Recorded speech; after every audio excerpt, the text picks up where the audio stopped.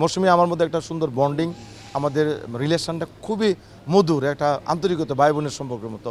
অনেকে বলছে আমি মৌসুমীকে বিয়ে করে ফেলছি, রাস্তাঘাটে ঘুরতে পারি না, মান সম্মান ইজ্জতের ভয়ে। তো এই বিষয়গুলো টোটালি একটা ডিফারেন্ট, যে দেশ বিদেশ মিলে কাজ করা। দ্বিতীয় বিয়ে এই প্রোডাকশনের মধ্যে একটা থাকবে আর কি। তবে এটা দামটা আমি চেঞ্জ করতে পারি পুরো শেষ হওয়ার পর।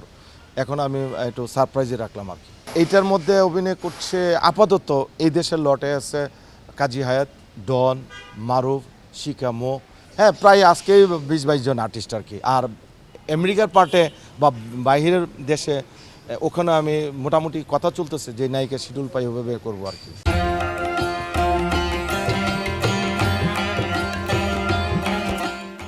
হ্যাঁ হ্যাঁ, আমি এখন এইটা সারপ্রাইজ থাকবে, কারণ গতবার আমি আর মৌসুমী করলাম, তো এটা ভাইরালও হয়েছে। অনেকে বলছে আমি মৌসুমীকে বিয়ে করে ফেলছি, রাস্তাঘাটে ঘুরতে পারি না, মান সম্মান ইজ্জতের ভয়ে। তো এইসব ভাইরাল জিনিস চাই না আমি, ফালতু ভাইরাল জিনিস আমি চাই, সলিড জিনিস। কারণ মৌসুমী আমার মধ্যে একটা সুন্দর বন্ডিং, আমাদের রিলেশনটা খুবই মধুর, একটা আন্তরিকতা, ভাই বোনের সম্পর্কের মতো। সানি ভাই আমাদের বড় ভাই, আমার সানি ভাইও গত ঈদে আমার ব্ল্যাক মানি করলো। তো ঈদে তো আমার ফিল্মের আর্টিস্টদের একটা বড় বড় 7 পর্ব থাকে, টেলিফিল্ম থাকে, এবারও থাকবে। বিব্রত তো আমি তো এক সপ্তাহ ঘর থেকে বের হতে পারি নাই।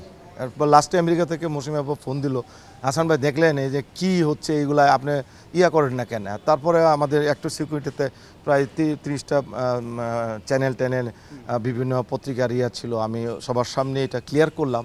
তারপরে সানিবারে নিয়ে কাজ করছি, ওইগুলো ফুটেজ আমার ফেসবুকে দিচ্ছিলাম।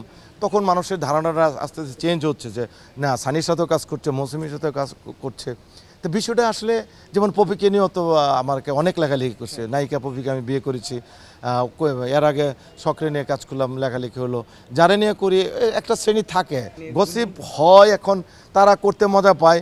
আর আমার গল্পগুলো থাকে গসিপিংয়ের মতো, মনে হয় যে আসলে আমি বিয়ে করেছি। কারণ আমি এই পর্যন্ত নাটকে 130টার উপর বোধহয় বিয়ে করেছি নাটকের, এবং স্টার নায়িকা। না না না, আমি তো মৌসুমীকে নিয়ে সামনে আবার বিজ্ঞাপন বানাবো, কথা হচ্ছে না, 2 দিন পর কথা হয়। ওরা ভাই, মৌসুমী বাংলাদেশে একজনই, প্রিয়দর্শনী একজনই, তার নাম যশ খ্যাতি কেউ নড়াতে পারবে না। তার ব্যক্তিত্ব, তার সাথে না চললে আপনারা বুঝবেন না আসলে মৌসুমী কত বড় মনের মানুষ।